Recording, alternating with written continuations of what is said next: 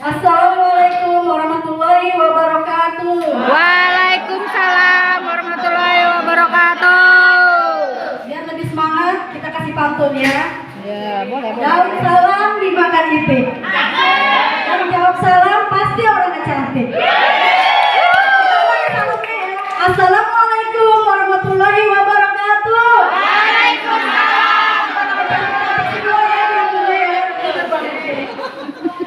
Perkenalkan, saya Nur Laila dari tim penggerak PKK Kelurahan Pelita dan kader Posyandu Sri Kandi Kelurahan Pelita.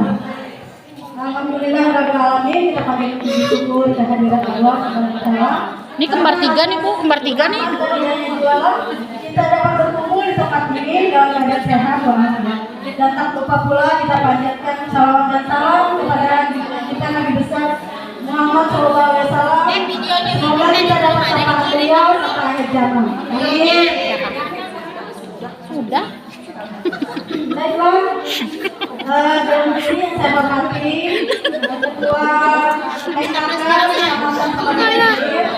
Ketua PKK Kelurahan Pelita dan ibu-ibu yang hadir di sini yang saya banggakan. Selamat siang, salam sejahtera.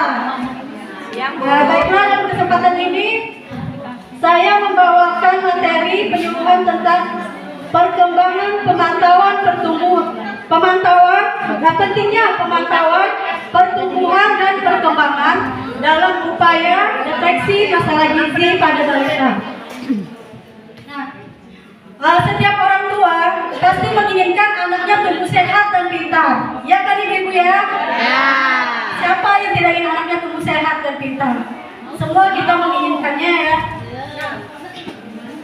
Maka dari itu, untuk mencapai anak untuk bisa tumbuh sehat dan pintar, yaitu diperlukan pemantauan, dan khususnya pemantauan masalah gizi pada anak.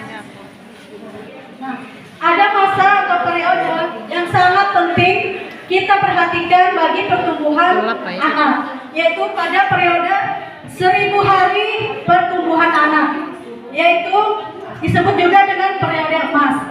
Yaitu dimulai dari pembuahan di dalam kandungan sampai anak berusia 2 tahun. Ini yang sangat kita perhatikan, pemenuhan gizi, makanan dan nutrisinya ya, dari mulai dalam kandungan sampai anak berusia 2 tahun.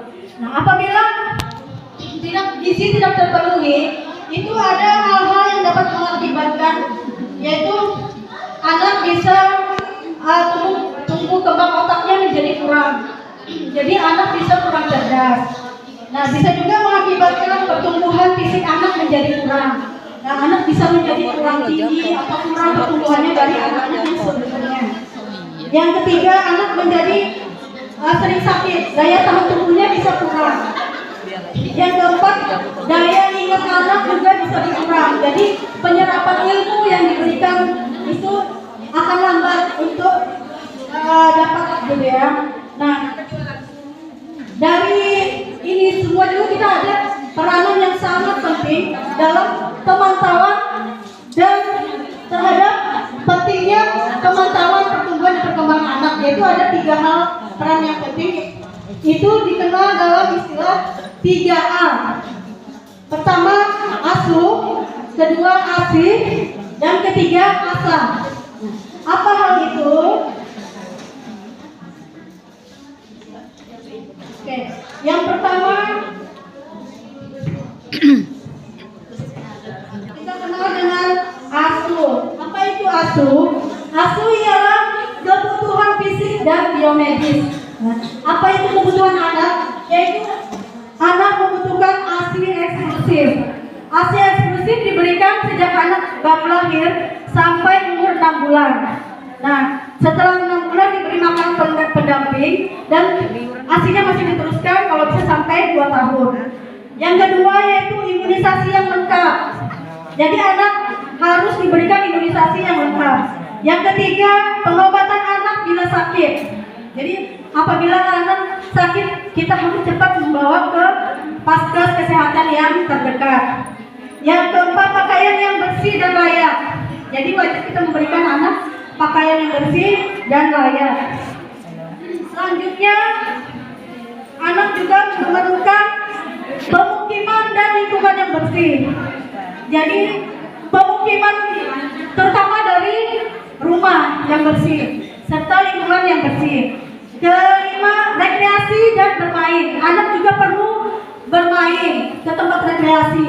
Yang paling bagus biasanya diberikan dibawa ke tempat bermain yang terbuka. Jadi anak sambil belajar, sambil bermain, sambil menghirup udara yang segar. Asuh yang sangat diperlukan bagi anak yaitu makanan yang bergizi dan nutrisi yang seimbang. Nah, ini yang sangat penting diberikan kepada anak, yaitu pertama makanan pokok. Makanan pokok kita ya beras. Kalau anak kan bisa dijadikan bubur, jagung, singkong. Yang kedua lauk pauk, ikan, daging, ayam, telur, tahu dan tempe. Yang ketiga buah-buahan, ya macam-macam buah-buahan ya. Keempat sayur-sayuran dan kelima dilengkapi dengan susu. Nah, untuk anak yang masih tadi 6 bulan, yang paling penting kan ASI ya. Nah, setelah 6 bulan bisa kita berikan susu.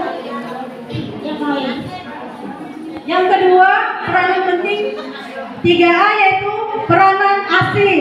Anak perlu juga diberikan kebutuhan emosional dan kasih sayang. Anak perlu diberikan perhatian, pujian, penghargaan di lingkungan rumah, terutama orang tua dulu, serta lingkungan sekitarnya. Rasa aman juga anak ya, itu mempengaruhi perkembangan dan pertumbuhan anak. 3A yang ketiga yaitu kebutuhan anak ASA. ASA ini yaitu kebutuhan stimulasi. Stimulasi itu rangsangan-rangsangan yang diberikan kepada anak dari orang tua dan lingkungan sekitar. Jadi rangsangan-rangsangan apa itu? Biasanya anak yang umur berapa, baru lahir atau umur 3 bulan itu biasanya dari telentang dilatih, kita latih terkurang. Umur anak berapa bulan kita latih sesuai dengan umur anak tersebut. Makanya kita perlu terus memberikan latihan atau rangsangan untuk anak agar tumbuh kembangnya menjadi baik. Nah, tumbuh kembang anak ini itu dapat kita ukur, itu biasanya kita ke posyandu, ke puskesmas atau fasilitas kesehatan dengan menimbang berat badan anak, mengukur tinggi badan dan hingga kepala. Nah, hal itu bisa dilihat dan dicatat di kurva pertumbuhan anak. Di sini ya Ibu dapat kita memantau. Dari sini kita bisa pantau. Nah, ini yang pink biasanya untuk anak perempuan. Yang biru itu untuk anak laki-laki. Nah, hal ini sangat penting kita. Maka dari itu, setiap bulan kalau bisa kita membawa anak ke posyandu, puskesmas atau tempat kesehatan yang terdekat. Oke, dari uraian yang di atas saya sampaikan, maka pentingnya pemantauan pertumbuhan dan perkembangan anak ini sangat penting dan sangat berpengaruh terhadap perkembangan dan pertumbuhan anak di masa yang akan datang. Nah, maka dari itu Ibu, kita sebagai orang tua, sebagai kader kesehatan juga dan juga lingkungan sekitar, mari kita pantau pertumbuhan dan perkembangan anak agar anak tumbuh dan berkembang dengan baik yang sangat berguna untuk masa depannya. Demikian hal yang saya dapat sampaikan. Saya tutup dengan pantun ya. Keripik dimakan ibu daya, makannya bersama abang tuh. Wabillahi taufiq wal hidayah. Wassalamualaikum warahmatullahi wabarakatuh.